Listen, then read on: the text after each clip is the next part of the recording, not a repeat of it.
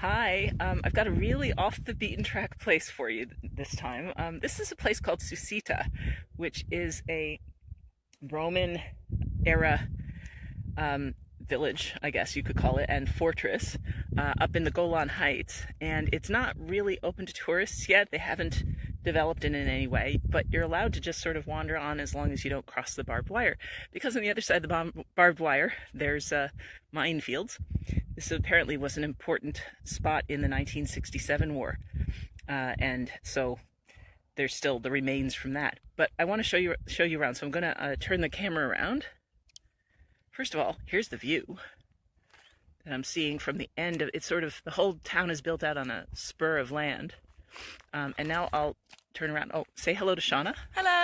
Who's also a travel blogger on www.shaunasworld.org, and Shauna is spelled Seanna. Check it out.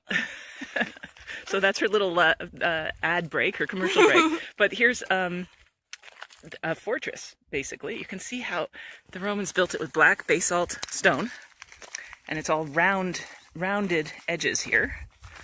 And we'll go around. We're at the end of the spur right now, so I'll walk back down the middle of the spur. And what's really impressive to me is the Roman road, which is more intact than... okay, we're back. Sorry, got cut off there for a minute. What's most impressive to me is the Roman road, which I'll walk up to now, and I'll just keep walking, and you can see what I see.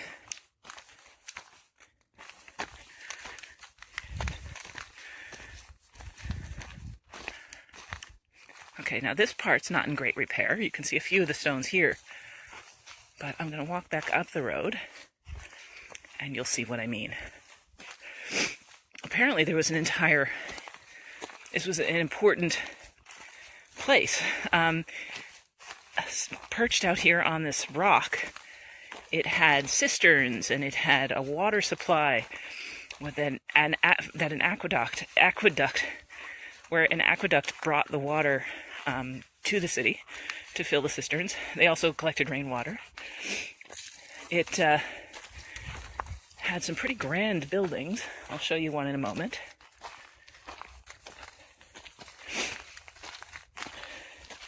Something that always amazes me in Israel is how there's so many ruins, so many bits and pieces of history that often they're just sort of left lying around because there isn't the money to properly excavate everywhere.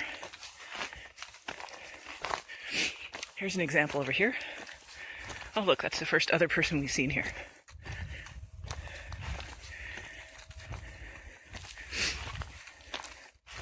You can see what a good condition this road is in. You can also see some of the pillars that have fallen.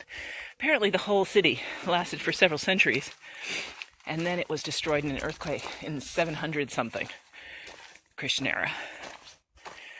Now this interests me as well. Look at this wall. The bottom half is these carefully fitted together black basalt blocks. And you see this same pattern in Jerusalem where it's flat around the edges and it sticks out a bit in the middle. They've done that there. And then above them, the white stones clearly eroded more. I guess the basalt is much harder. So this is the whole wall of something. Apparently there's only some places we're allowed to walk where it's not dangerous. See where I'm walking here is more old road, more old pillars that used to be in a row along this road. There would have been a whole colonnade.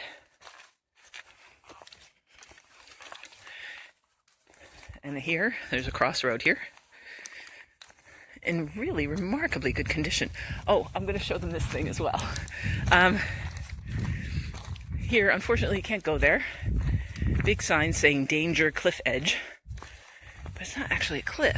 What it is there's a stairway down, and then there's this huge space underneath the hill. My guess is that that was a cistern, but since this place isn't set up for tourists, it doesn't actually tell you anything. We don't know for sure. But my guess is that was a cistern. It's massive. I don't know if you can tell from the picture. Lots of, outlines of houses and so on as we walk along the road. I'm going back to the main road now.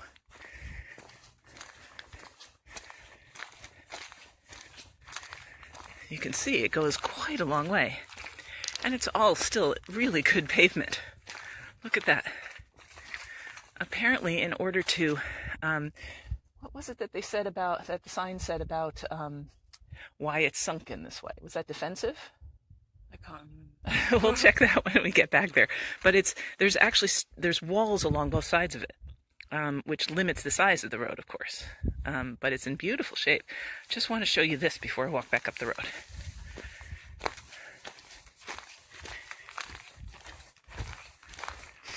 Again, we've got buildings along the side with the doorways. This has all been partially excavated, but not fully. Look at these columns. Obviously, they would have been much taller originally. At least I think they would have. There's a couple more there and a couple here. And you can see that, that the plaster on the outside would have added a pattern to it. You see those white patches. So it would have had this sort of spiral pattern or diagonal pattern. And the walls around the sides. And again, an amazing view in the background.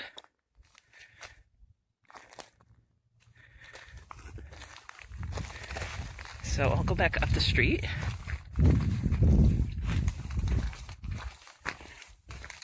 Okay?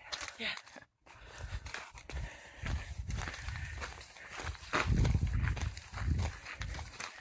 Like I said, none of this is really set up for tourists. It's still an archaeological site, although we don't see any archaeologists.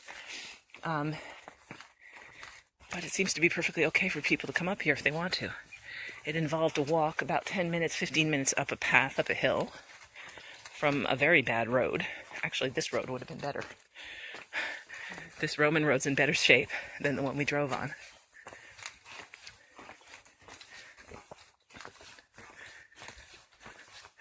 This is really quite a place.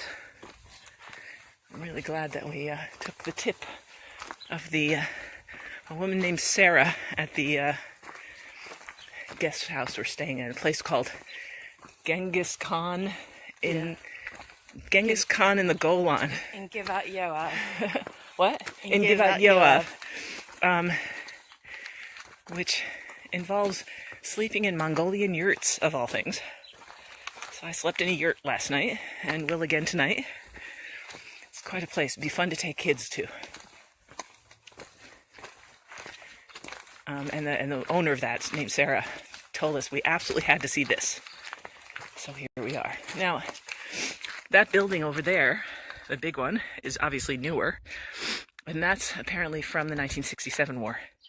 It was used by the military. It now has a sign on it for the archaeological organization, whatever it was called, that does the dig here. But what's interesting is peering in the windows, it's all abandoned as far as we can tell. So I think whatever investigations were being done here are over. And this apparently was a basilica of some sort. Don't know how well you can see it in this light, but there are 3 apses at that end of the space. There are some columns lying around again. Quite a lot of them. Just here and there, one just leaves them lying around, I guess, when you have so many of them. And up there's also another building that was used by the military, also seems to be abandoned. So I'll just walk on up to the top of the hill, and then I think I'll stop, so you can get an idea of the place.